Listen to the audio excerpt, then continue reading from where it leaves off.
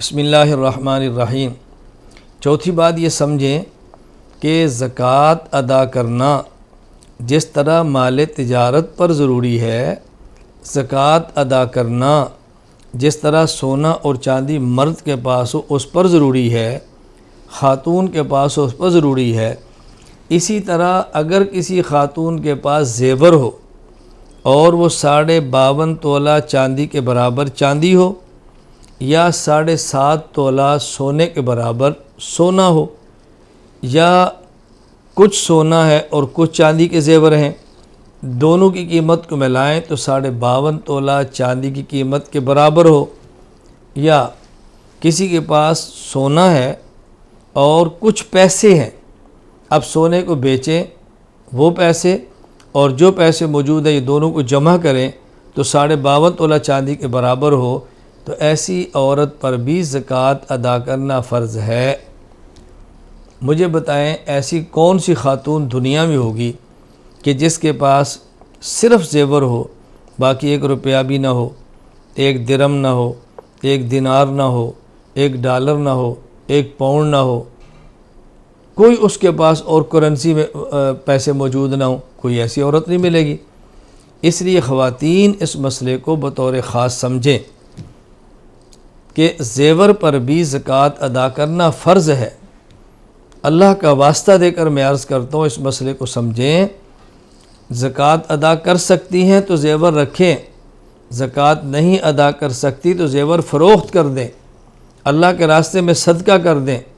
کسی کام استعمال کے اندر لے آئیں، جہنم کا ایندھن نہ بنے۔ میں اس پر ایک حدیث پیش کرتا ہوں، دلائل تو اور بھی ہیں، میں مجالس میں مسائل کی وضاحت کر رہا ہوں، تفصیلی دلائل پیش نہیں کر رہا۔ سنن ابی داؤد کتاب الزکوٰۃ یہ روایت موجود ہے۔ حضرت عبداللہ بن عمر رضی اللہ تعالیٰ عنہ فرماتے ہیں، ایک صحابیہ رسول اللہ صلی اللہ علیہ وسلم کی خدمت میں حاضر ہوئیں، ان کے ساتھ ان کی بیٹی بھی تھی، وَمَاهَا ابنۃ اللہ، اور وہ بیٹی وفی یدی ابنتها مسکتان غلیظتان من ذہب، ان کی بیٹی کے ہاتھ میں سونے کے 2 بھاری کنگن تھے، سونے کے 2 کنگن پہنے ہوئے تھے۔ تو رسول اکرم صلی اللہ علیہ وسلم نے پوچھا، اتعطین زکوٰۃ ھذا، کیا تم اس کی زکوٰۃ ادا کرتی ہو؟ اس نے کہا اللہ کے رسول میں تو ادا نہیں کرتی۔ فرمایا، ایسرک ان یصورک اللہ بہما یوم القیامہ سوارین من نار، کیا تم یہ چاہتی ہو